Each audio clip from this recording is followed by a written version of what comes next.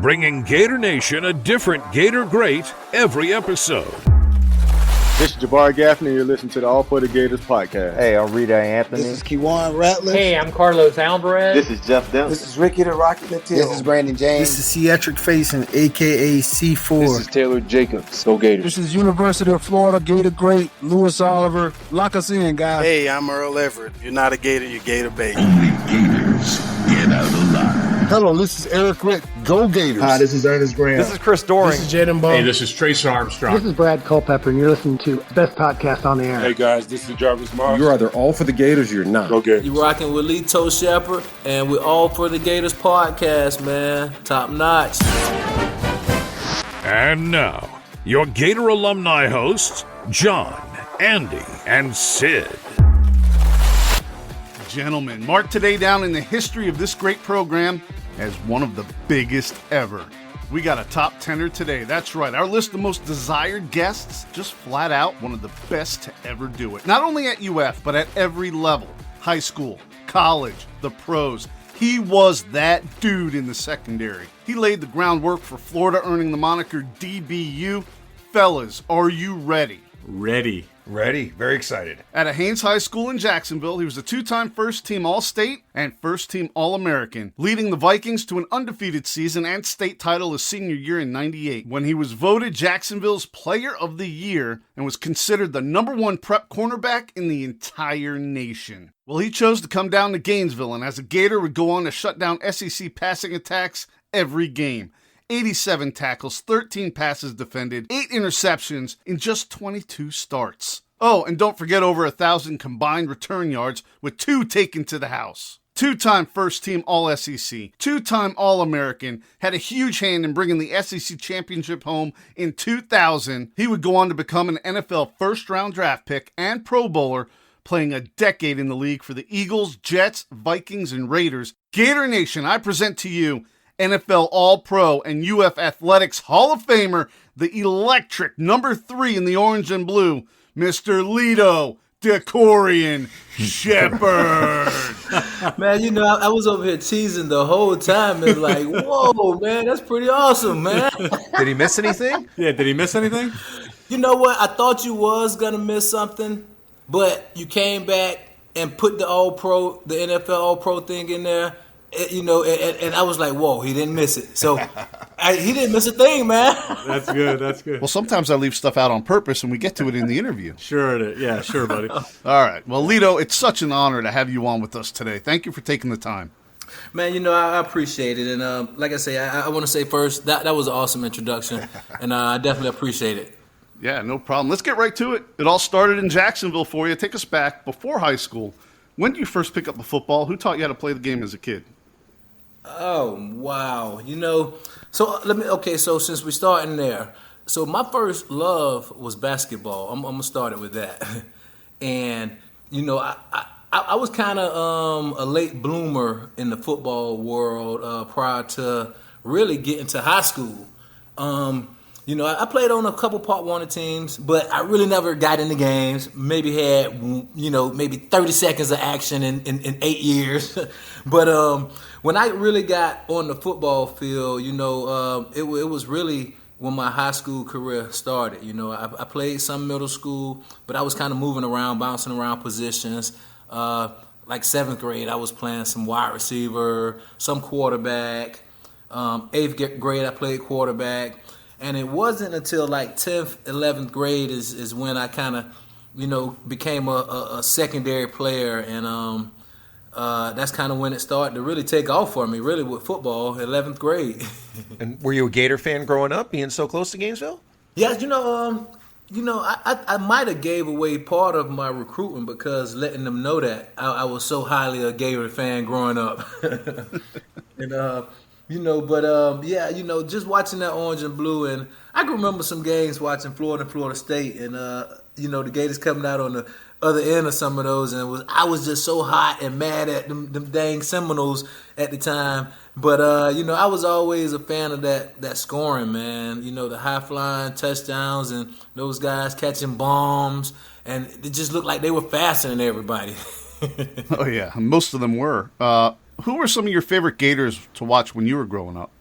I really started, obviously it goes back to, the Larry Kennedys, the Eric Retts. Oh, yeah. And the Jack Jacksons. Friend of the show. The Anthony Lotts, the Tony Georges, from the defensive standpoint, getting early.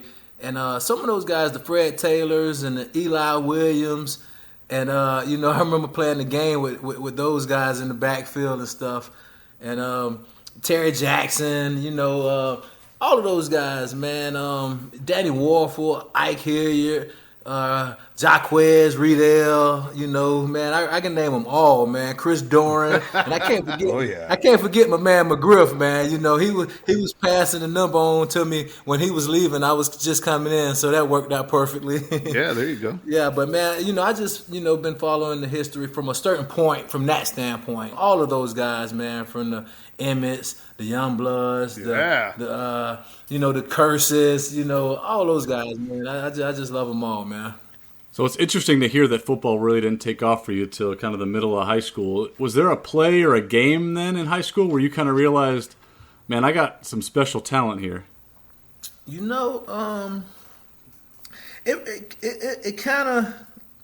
didn't really hit me honestly until mid-season. Like, we already had a bunch of good guys on our team, and nobody really kind of stood out. And I was kind of the new guy on that team in that respect. And, the way we jumped out the gate, 3, 4, 5, 6, 7, and 0, and it just, the respect started just coming from our inner circles first. And, once we started getting the respect from that, we started putting people in the stands. And, with the people in the stands came some of the college recruits.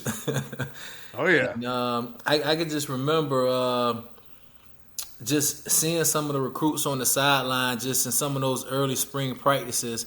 And not to say that we were even, good at the time, but I guess we showed some signs of athleticism. So, but I didn't really believe it until, I started seeing some of those coaches come to our games and, they started reaching out personally and showing some attention. And that's when it started to become a reality, honestly. Clearly, you come from good genes. Your cousin Jabbar, friend of the show, also a Gator great and NFL baller, his dad in the NFL. Did you guys play a lot as kids, competing against each other, with each other? What was that like? Well, once we kind of connected in high school. Around that 10th, 11th grade year, that's when we really connected. And honestly, once we started having success from that point, it was work nonstop. I mean, every off season we was working. During the season we was working. So it was like from 11th grade till throughout the pros. It was every off season pretty much. Let's talk about Raines High School. 18 picks in 29 games, All-State twice, All-American your senior year. You win the state title, not even losing a game. We've talked a lot about guys coming out of the muck, but Raines had a pretty good amount to go pro too. Oh yeah. Do you feel that at that time that was what you were destined to do? I never really looked at it that way, honestly. I knew our school had a lot of history of producing athletes to take it to the next levels. But I kind of see how it can happen. It's a fierce, tough, competitive nature, going through Raines and, that process with all the guys and the type of talent that you have. And just being able to kind of bring it all together. If you have a pretty solid athlete, you can really do some things, just having that type of environment at your hand. I saw on YouTube you actually caught a touchdown in the swamp before you were even a Gator, right? I did. Yeah. Was that the high school state championship? Were you playing receiver? That was. I played both ways in high school. Corner and receiver / running back. Old school. And it was the wing back position, so I got a chance to get some carries and go out for some passes. But, I was able to catch a touchdown that game, and I got an interception that game too. But we had some tough competition, man. Belglaze really was going back and forth with us. They produced some pretty decent athletes on that team as well. And, I remember the quarterback, Brad Banks. He went on to, I think he was a Heisman candidate at one point in his collegiate career. Yeah, that's right, Iowa. Were you getting recruited at all on offense, or was it pretty much you kind of knew you were going to play defense at the next level? I was actually getting recruited. Some of the smaller colleges, some different conferences, I was getting recruited as a receiver as well. And I could have very well played receiver, honestly. But it was just natural being able to make my own success from a defensive standpoint. And just honestly being blessed with speed kind of made that a lot easier. Yeah. Yeah, well, that talent shows out in your high school career. Despite the late start, you could definitely tell where the talent was, and you were voted one of the top 100 players for the first 100 years of high school football in Florida, which is definitely saying something. I got to imagine you could have picked anywhere to play. Yeah. How did you end up at UF? Were you considering any of those other schools that were recruiting you for other positions or even just for defense? I really was. And when I look back at it, I was really looking at the schools that produce, top graded DBs in the draft. And I was trying to find the bloodline schools that produce DBs at the time. And during that time, my choices came down to Ohio State and Georgia were the other two schools that had big name DBs, that had success. Sean Springs, Antoine Winfield. Yep. And some of those guys, Champ Bailey, and even that Champ Bailey with Georgia, and actually Georgia had the most intriguing deal on the table when it comes to recruiting opportunities, because they were going to let me basically play both ways. Wow! I was going to be a dual threat athlete with them, and just like how they use a lot of their other guys in the past. So that was very intriguing, and it almost won me over.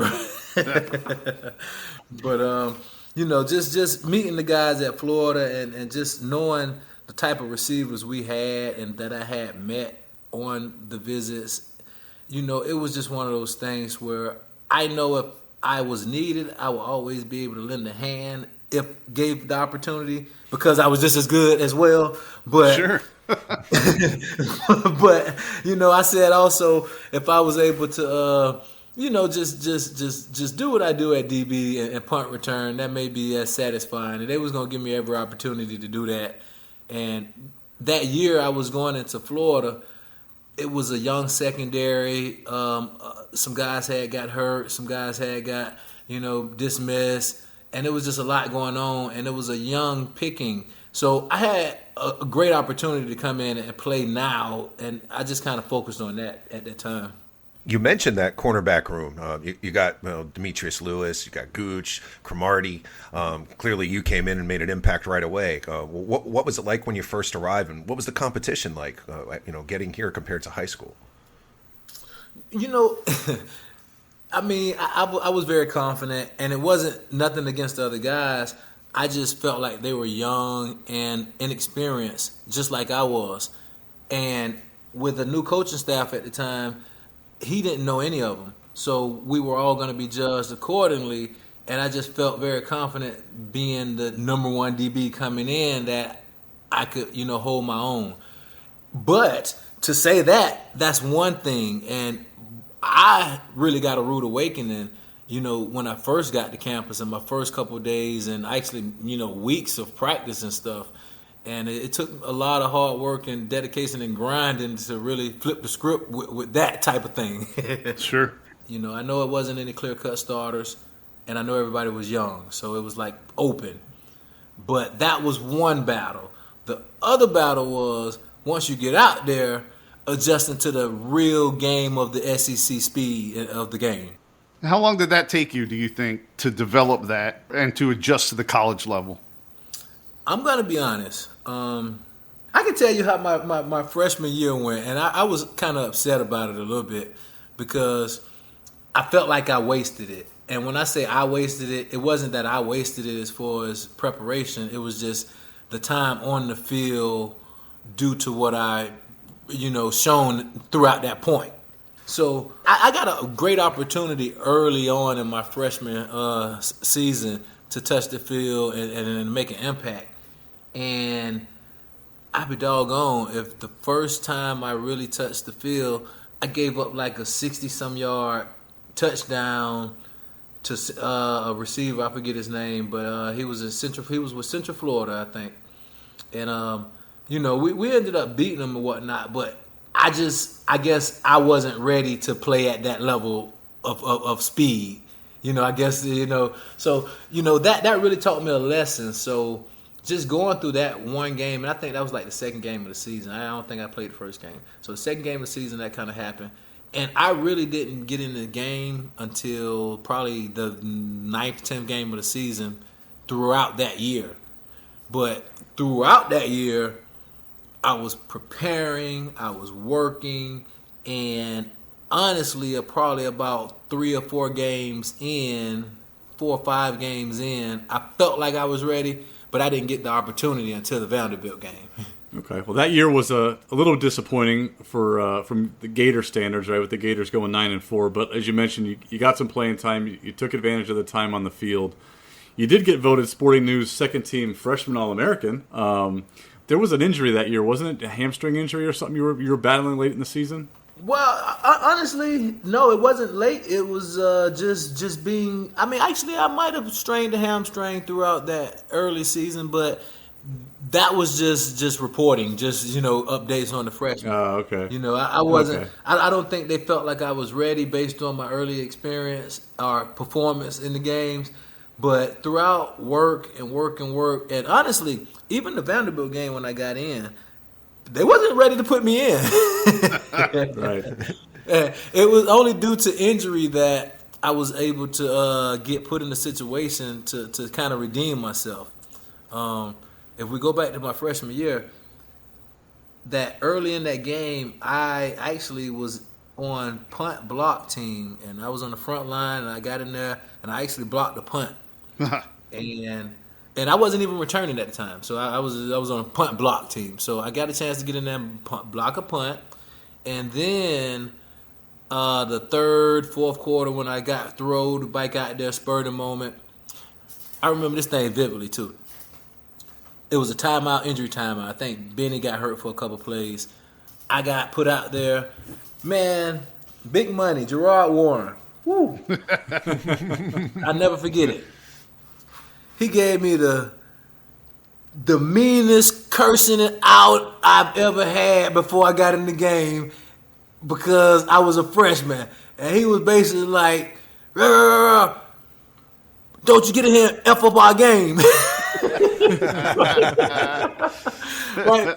So, all right, it's no pressure.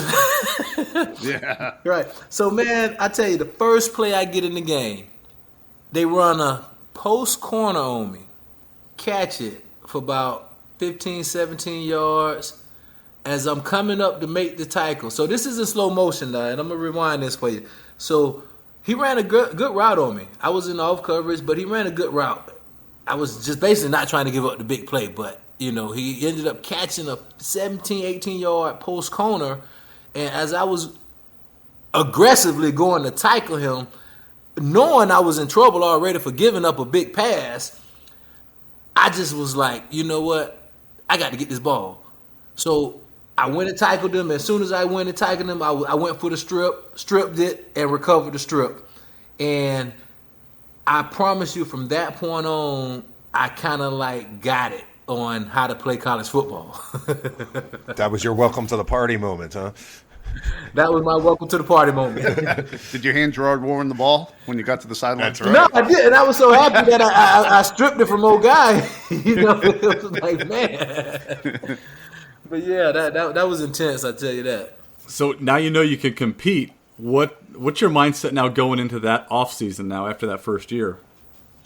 Yeah, so we had some pretty talented receivers on our team at the time, and I just really started going up against those guys every day, and up until the bowl game, with Travis Taylor and Darryl Jackson and Alex Willis and Brian Hagerbrook And, you know, I just remember all those guys. And we had the young guys, too, you know, Riche and Jabbar and Taylor, Kite, you know. We had a bunch of guys. And, you know, it was just I just started competing against those guys because I knew we had, you know, NFL quality receivers. So I just started really honing in on that and just trying to, you know, go against those guys all the time. That experience paid off for you. Next season in 2000, after spring drills, you're voted by coaches as the most improved DB and named starter. Keywan Ratliff is now on the team this year. Obviously, he was pretty successful too. How was the competition with you guys in practice there? Great tandem. One of the best for Gators. That's my guy, man. Like I love Keywan, man. That's my dude. You know, we had a very similar mentality. Our games was different, but our mentality was almost identical. And when Keywan came, he was supposed to actually come that year before, the year I got in. That's right. That's right. So he was in for a little while that year, and we got a chance to connect and get to know each other. And we knew he had to go back and handle some business and whatnot. So it was just great that he was able to come back. And Keywan is a unique athlete. And just with our mentality, we were able to finesse the position a little bit. We actually have him coming on the show in a couple weeks. Yeah. So we're excited about that. Yeah, he was a smart dude, man, and very, very, very intelligent. That's my man. You know, I wish I could have stayed another year with him, but you know, it's all good. Well, it didn't take you long to make a name for yourself as a starter there in the orange and blue. Week 1 that next season, you have a forced fumble and a 40-yard pick six. How'd it feel to have such a big game in your starting debut? Okay, so let me change that. That wasn't a pick six. Oh? No. And it might have been 53 yards. Oh, a research staff. It was 47 or 53, but it was a punt return. Okay. Still a big play. So that was a punt return.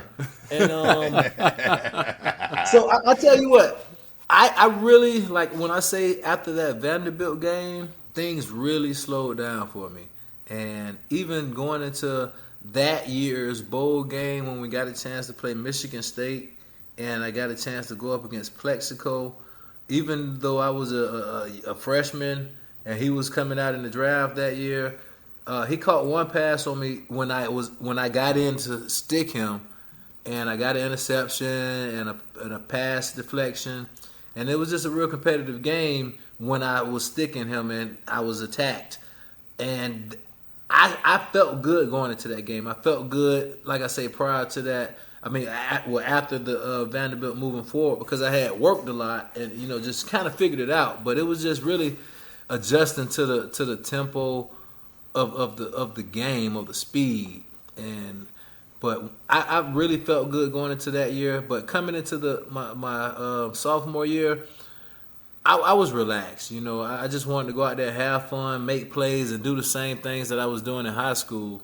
And I knew just touching the ball, having the ball in my hand, I could make some plays, and just having the opportunity to do that is when I was able to really show some of my skills. You go on to have a monster season that year. 40 tackles, lead the SEC with 6 interceptions, 1 return for a touchdown. Plus, you led the SEC in punt return average, brought 2 of those back for touchdowns. Well-deserving accolades are starting to come in. All-SEC, first-team All-American. What was kind of the personal growth and success that happened that season? Well, I'll tell you, that was pretty decent, and I appreciate it. But I still felt a little slighted because I didn't make all the teams that I felt like was available to make. Okay. And some of the players that were chosen over me, I just didn't feel like they were showing the quality of play that we was doing. But, they had their picks. So I still felt like I had a grudge on my shoulder, just even with, the success that I had at the time, because I still felt slighted. And even going into that next year, just some of the other guys getting some of the other accolades as far as some of the other All-American picks, I think, like the Playboy All-American trips and all that stuff. I just felt like I had a grudge on my shoulder because I wasn't chosen for those things. You felt like you should have been a consensus All-American? Yes, I did. Yeah, we agree. Yeah, playing with a chip, man, it keeps you motivated, I guess. Maybe there's a silver lining. Definitely.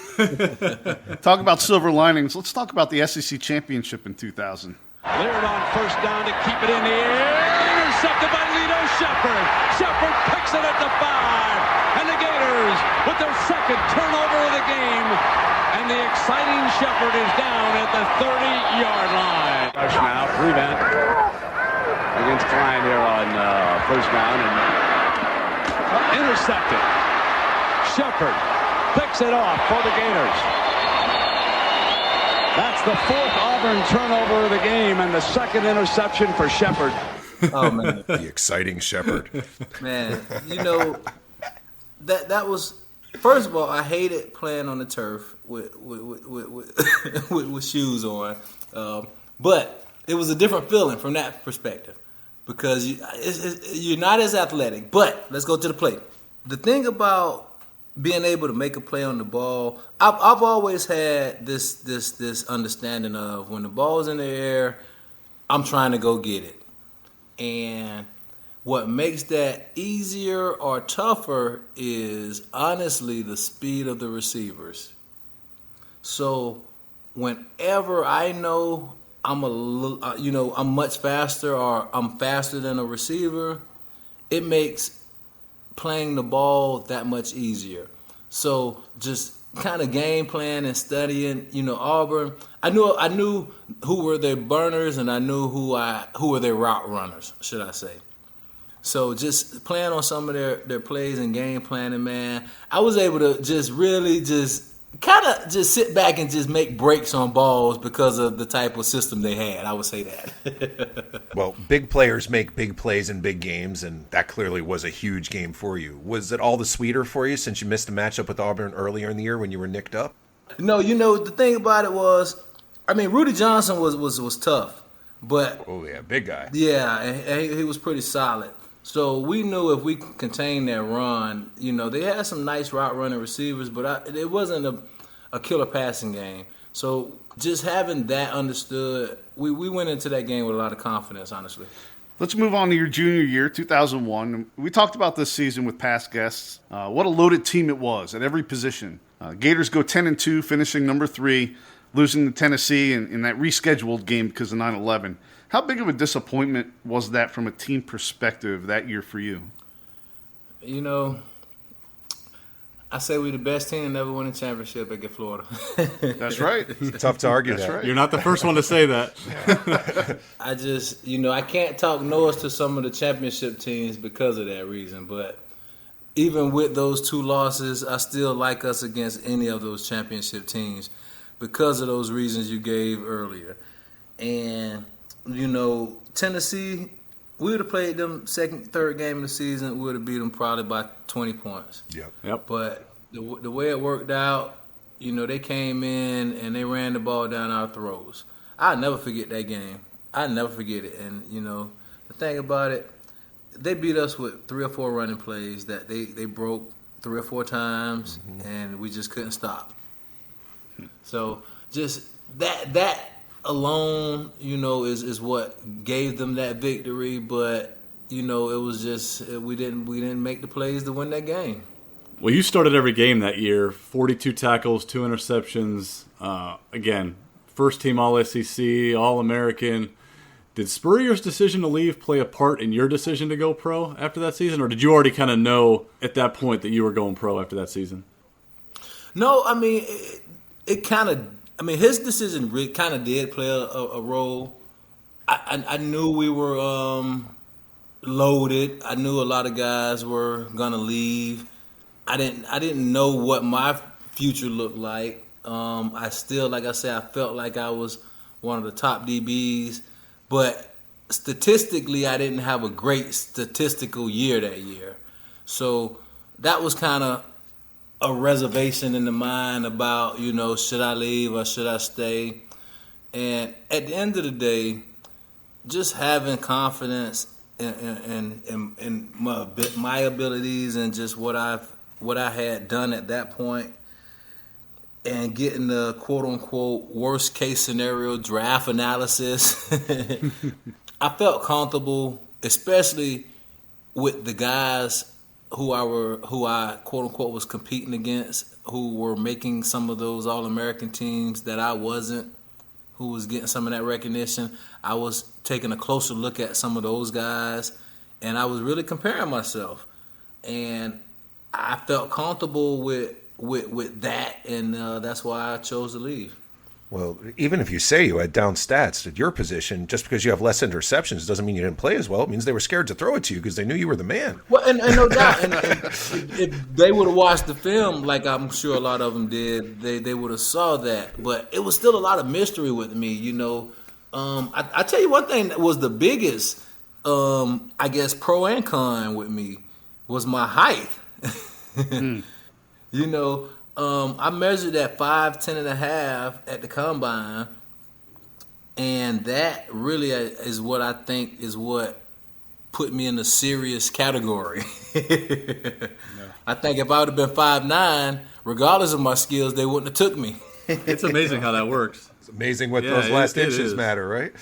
Yeah, like seriously.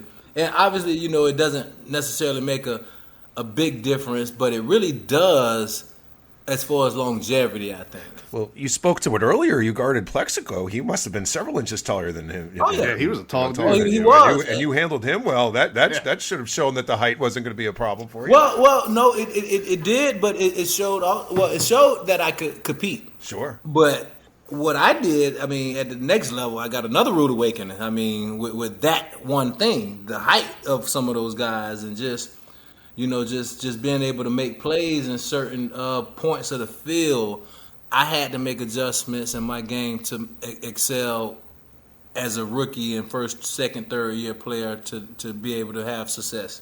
So, looking back at your Gator career, what would you say you're most proud of? That's a great question. I'm proud of two things. I'm very proud of winning the SEC championship as a team, and I'm very proud of being in the University of Florida Hall of Fame. Those two things are highlights of my career, and they're team achievements in that respect. That's a couple big ones. For sure. Sure is. Before we leave college here, was there anyone you enjoyed playing against and covering more than others? You know, I will say this. I wish we could have played against them a little bit more, but the damn, excuse my language, but them Hurricanes at the Yeah, I knew you were going to say that. Knew it. Them Hurricanes, man. When I got a chance to play against Santana Moss and Reggie Wayne, and was Jeremy Shockey there? Or? Yeah. Yeah, Shockey was there. Clinton Portis was there. I was at that Sugar Bowl. You were hanging with them in the third quarter. They just pulled away late. Yeah, but it wasn't for. It was just, you know, screen plays and their running backs. They really kind of got out there with their running back games. But and then their defense was pretty sound. We didn't really, you know, make too many plays happen on offense for that game either. So, but they was playing a lot of 2-man. I remember that, and we wasn't playing a lot of teams that was able to do that with us. But when they was playing that 2-man, that helped them out a lot. And Ed Reed was back there roaming. You know, he almost made a play on Shucks. I remember me. I even got a chance to play offense that game, and he almost picked the pass intended for me. But that game, and I always remember Santana Moss at that time, you know. Man, he was shifty, huh? Yeah, that dude was fast, man. He was always one that gave me a headache and damn nightmares. And every time we played them, and when I say every time, I played them that once in that bowl game, but in the NFL, every time when he was in Washington, man, that was like, dang, like this dude's still running, man. Yeah. All right, let's talk a little bit more about the NFL. 2002 NFL Draft, you go first round, 26th pick overall to the Eagles. Is that why you changed your number from number 3 to number 26? It was. Okay. There you go. Yeah. So in the NFL, you know, you got different positions that can have different numbers, and I think they just changed it as a couple years ago, as far as, you know, different positions can switch numbers or whatnot. But we only could get certain numbers at the time, but it worked out perfect that 26 was available, and I was the 26th pick. And, you know, nobody kind of really ever made a name of that number at the time. So it was just kind of a marriage in the making. Did you have any idea where you were going to go, just out of curiosity? You know, I thought I did, but it wasn't the Philly. You know, a couple teams were showing a lot of interest. Some teams lied to me early. I'll say this. Baltimore told me they was going to pick me with the 18th pick, and they picked Ed Reed, which was cool. He was a different position, so I didn't feel a certain way. And 2 days before the draft, San Francisco 49ers came and worked me and another DB out. And we worked out, like, man, for 4 or 5 hours straight. Like, one of the hardest workouts I've ever had. And when I say 4 or 5 hours, I may be exaggerating, but it was a long workout. And it was an endurance test on the two guys that was there. And it was a comparison test. And obviously I shined, but it was a hard workout. And I felt like they really were serious about choosing me if they were going to choose anybody. And they was the pick after Philly. So Philly came in and picked me, and 49ers picked corner Mike Rumph out of Miami. So, you know, that's how that was. And I'm going to tell you this. I think I'm going to be serious with you. And I'm glad I didn't, and I ain't going to say that. But I'm going to say this. The corner, Jammer was about 6 foot, you know, about 205, 210, ripped up. He was very athletic looking, and you know he was fast. You know he was physical. So he looked like he could play 20 years at corner. So I get why they took him with the 5th pick. But when you talk about the Raiders taking who they took at the time, I think they just took who they thought was the fastest player at the time. Because I know their mentality, or at least it was for a period of time. Oh, yeah. They want the biggest or fastest or strongest players. So they wanted the corner, and they took the fastest out of the top-rated ones, and I think they made the bad decision when they did that, though. Well, the Eagles got you, and you end up playing in the NFL for a decade. 19 interceptions, 3 pick sixes. You make 2 Pro Bowls, and you're voted first-team All-Pro in 04. You played in the Super Bowl in 06. So besides that Super Bowl, what are some of your favorite memories of playing in the NFL? Let's see. You know, I'll tell you this. Both years that I was fairly healthy, I went to the Pro Bowl in. And after the 06 season is kind of when some of the injuries started and some of the contracts things started. And I never kind of got back fully healthy to really kind of get back to that, you know, that highlight level. But I'll say my 04 and 06 seasons, if only health was the difference in making those happen, you know, I look back and, you know, I played 10 years, but I really could have put in about 7 great years if I would have stayed healthy. Well, that's hard to do in the NFL. Yeah, it is. But I mean, I just talk, and I'm not just saying great. When I say great, I'm talking about all pro level, because that was my standard. You know, sure. You know, when I was in Philly, it was just and God bless, you know, this guy, because he was one of the biggest differences in my careers. Jim Johnson, you know, great coach, the D coordinator at the time in Philly. Sure, he was awesome. Just from a teaching standpoint, from a aggressive scheme standpoint, and just from honestly a nurturing standpoint. You know, he was very tough, but he was very forgiving in a sense of communicating and making light and informing and just making corrections and type of things of that nature. And his type of coaching philosophy really kind of made me want to really play hard, you know. Well, you landed in a great situation in Philly, even if the other 25 teams might have made the wrong decision there. Got consistently successful, made it to the Super Bowl. Really neat. Got to play a Super Bowl right there in your backyard in Jacksonville. I did. What's that memory like? Do you have all your family there? That must have been ridiculously special. Yeah, it was ridiculously special. Man, I might have had about 25, 30 tickets there, people there, man. And, I honestly, truly, honestly believed and felt like it was destiny to win that Super Bowl, man. And I still don't know how we lose it. I mean, obviously, I gave up a touchdown from about 7-8 yards out, and which was the only productive pass I gave up that game, and they kind of just stayed away from me and really didn't give me a chance to make up from that. But it was a competitive game the whole game, and they did a great job of really pinpointing attacks and making some great plays when they really had to. But I thought it was our destiny for us to win. We had a couple players on the team that was from Jacksonville playing in front of our hometown, and it really felt special. So for whatever reasons, we didn't win it, but I really felt like I gave it my all. Shucks. Yeah, man. I mean, how many guys can say they played in the Super Bowl, right? And you did it right in your hometown. That's pretty cool. Yeah, it was awesome. Hey, you and Sexy Rexy played in the NFC for a little while together. Did you ever get a pick off him?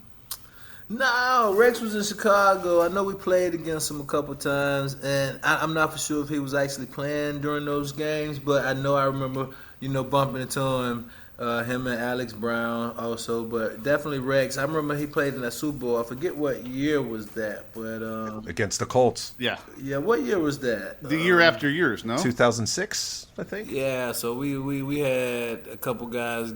Oh yeah, I know what happened that year. So what happened? That was the McNabb and T.O. fallout year. Yep. T.O. was doing sit-ups in the driveway that season, right? Yeah. Yeah. So, that ended up being a squash that year. But, that was a fun team, man. And I wish we could have really played together for 3, 4, 5 years with that team. And, man, I know we would have been able to make some history. Well, you do get a pick off Bledsoe on the Cowboys. And then 32 seconds to go, the play. 2nd and goal. And Bledsoe's going to find T.O. right here. Except it's L-I-T-O. Lito. Oh, one more for the road. Lito Sheppard could go all the way. 102 yards for the sealer, for the backbreaker. Wow. Is that your favorite play of your career or what? It is actually my favorite play of my career. It really is. I never thought about it until you just asked me that. I'm going to tell you why. That was my first game back from a ankle injury or something like that. And I was a bit nervous that game, going into that game, because I had missed about 3 or 4 games. And I know it was a Monday Night Football. T.O. was coming to town, and it was just a lot leading up to that, a lot of pressure. I was, trying to show also back to the team that, I'm still a Pro Bowl caliber player, and it was just a lot of emotions, just in that game. And just fortunate enough, I was able to make some plays and just make some history, honestly, because I was able to I was able to become the first player, not the only now, and I'll get to that, but I was the first player in NFL history with that pick right there, with 2 100-yard plus interception return for touchdowns. Very impressive. Did you get to keep those footballs? I do. I got every last one of them. Nice. Awesome. You got like a man cave? Yeah, I got those balls put up right now, but I'm looking at them right now. Very cool. Yep. So you also played one season with my favorite team, the Jets, and I'm only allowed to speak to them in very, very sparingly moments. But I have to ask, you played at the same time as future Hall of Famer Darrelle Revis while he was just getting into that island. Was it evident that he was about to do what he went on to do and shut down all of the wide receivers for a good 3-4 year stretch there? Could you tell that he was going to be that great? You know, I'm going to get to that right before I say what I'm going to say about Revis. I wish I could have held my end of the bargain up with that whole thing. And when I say held my end of the bargain up, the way we started out that year as a secondary, it was going to be some special things happen until I pulled my quad against the Patriots. So now, going back to that question, man, Revis is awesome, man. And that dude, even though he was young at the time, you know, he really showed a lot of respect for the game. He really showed a lot of respect to me. He really showed the work ethic. And he just went out there and kind of did it. And I respected him for all of that. And, you know, even as good as I was, I looked at it as, man, he taking a whole lot of pressure off of me. And if I could just go out here and dominate these number 2 and 3 receivers, because if he taking care of the number 1s, I knew I was that good still. And that's what we showed those first 3 games. And it was just something in the making that was going to be special. But I knew he was going to be really good. And I'm glad he's a Hall of Famer, and he's a great person, great player, and he gets all my respect because I got a chance to see it, work with it, and work against it in competitiveness, and you know, he's the real deal. All right, back to Gainesville, 2018. You mentioned one of your proudest moments as a Gator. You're inducted into the UF Athletic Hall of Fame. We've had a bunch of guys on the show that we feel are still waiting for that call, and we believe they deserve to get in, but that's a different discussion. What's it like for you to be in the UF Hall of Fame? You know, like I said earlier, that was one of the most memorable, special moments, you know, that I always hold dear to my heart as far as any of my achievements. And just looking back at it, you know, if anybody asked me how did I get there, you know what I did? I did some key things and some key moments. And I just look back at, you know, the plays that I made, and I try to look at what did it mean to the team, what did it mean to the fans, what did it mean to the energy, and what did it do for us. And just when I look at that, I've always been the type of player, you know, I don't make a lot of plays, but I make a lot of special plays. And that's just been the MO of kind of my whole career, and is what has kind of landed me with special years, you know.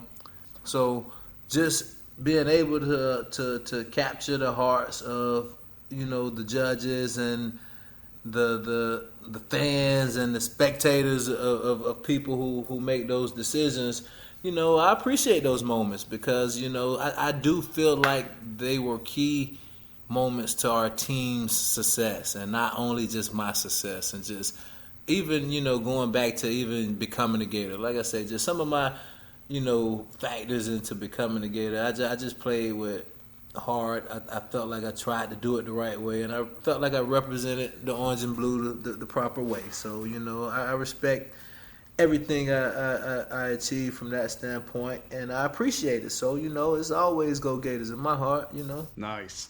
So after your playing days, you go on to coach a little bit. You help the Eagles out and even go to the Orlando Apollos of the AAF. Did you enjoy coaching? Are you still doing that today? I did, man, and I do. That was a great opportunity, you know, just having the connection with Spurrier, but just going in and trying to do a great job and learn the operations of coaching. It was awesome, and I think, you know, we had a lot of success with our team, with our secondary, and just making plays back there. And I definitely stay around coaching. I still, get out there around my high school some days when I'm available to give some hands. But because my son is also playing, but I kind of just dib and dab, just not stepping on toes, but just trying to add some value to any program I choose to be with. Your son's in high school? Yes. All right, future Gator? I don't know. He kind of takes after his mom, but he's very athletic and he's very sharp. He's a super smart guy. He may be a valedictorian this year. Nice. This high school, so impressive. That's going to be super awesome. But he takes a little bit more than his mom heights, which is kind of shorter than I am. So that's kind of tough. Oh, okay. But he's a super athlete and he is getting some opportunities. But it's just a different route with University of Florida football and angles of operation, should I say. Sure. This is the first time we've gotten through a show with a player that played for Spurrier that didn't tell a Spurrier story. Do you have one? Or do an impression. I was going to say, or an impression. No, I learned a lot from Coach Spurrier, I tell you that. And I say the funniest thing that he's had to say to me, and I'll say this, I really have been on Spurrier's good side throughout my whole career. So he hasn't had many things to say about me bad. But one year, I think it was my sophomore year, when I wasn't getting the stats that I thought I was, hoping for because of the, lack of, action. But some of the receivers was messing with me or whatnot, and they was just calling me sorry and this and that, and they asked Coach Spurrier for his opinion, and Coach Spurrier was like, "Well, hey, I guess Lito, you just ain't got it anymore." There it is. That's the impression. There it is. It was just one of those things, like whatever. Yeah, but no, they thought that was kind of funny, But yeah, everything about that whole experience, man, at Florida, I just felt like we was in a different generation of football, man, and I just appreciated it, and it made us the type of players we represented to be, I guess, All right, Lito, we usually end with the bit, and we're going to do an ultimate dog at DB. I'm going to give you the characteristic, and you got to tell us the Gator great that you're pulling that characteristic from and building the ultimate dog at DB. Are you ready? I'm ready. Number 1, speed. Whose speed are you going to put in there? See, I like a mixture of all that, though. That's fair. Okay. And I'll tell you the mixture. So I like 3 of us, if I can combine 3 of us. Okay, go for it. You build, however you want to build your ultimate dog at DB, you build them. Lito's guy. The athleticism and also ball skills and playmaking ability, I would put that with me. I would put the physicality and aggressiveness with Joe Hayden, and I will put the overall natural ability to just read coverages and see plays before they happen and make plays, I would say Keywan. And if I can combine those 3 things, that's I don't think anybody can catch a pass on that. Pretty impressive corner. Lito, man, it's been an honor and a pleasure to have such a decorated Gator great on. UF Hall of Famer, 2-time All-American, 2-time first-team All-SEC, All-World, All-Pro, Pro Bowl, Super Bowl, 10 years in the league. Man, you did it all, and you did it at every level. Yeah. And you were pretty damn awesome. And it's very cool to have you on the show today to talk about your time at UF and beyond. So thank you very much for taking the time. Definitely, man. I definitely appreciate you guys, man. I appreciate the top-notch love and appreciation and facts. And at the end of the day, man, it's definitely Go Gators. And, hey, man, you guys are doing your thing, man. Much love. Well, thank you. Yeah, we appreciate it. We can retire now that you've been on the show. This is why we did the show, Yeah. so we get to talk to you. Yeah. Now we're done. Stop it. This is our mic drop. Man, definitely. I appreciate it too, man. Much love to you. Yeah. Man, it feels good after a show like that, right? That was good. That was awesome. That was good, man. Man, that's why we do it, right? Yeah, that was awesome. That was fun. We can retire now. Creme de la creme of Gator greats and telling their stories, and we get to sit back and listen and enjoy it and give it to all of Gator Nation. Oh, yeah. And we learn something cool every time. I think we learned a lot of something's cool this time. Sure did. Maybe some of them will be in our 2 bits. Oh. Hey, why don't we do our 2 bits? All right. Since I segued, I'll go first. How about that? Go for it. Makes sense. Mine's pretty easy. It was early on, but I had no idea. Another guest that was a basketball guy for his first love, and surprised to hear that he really didn't start kind of playing football or I guess accelerating at football till like 10th or 11th grade.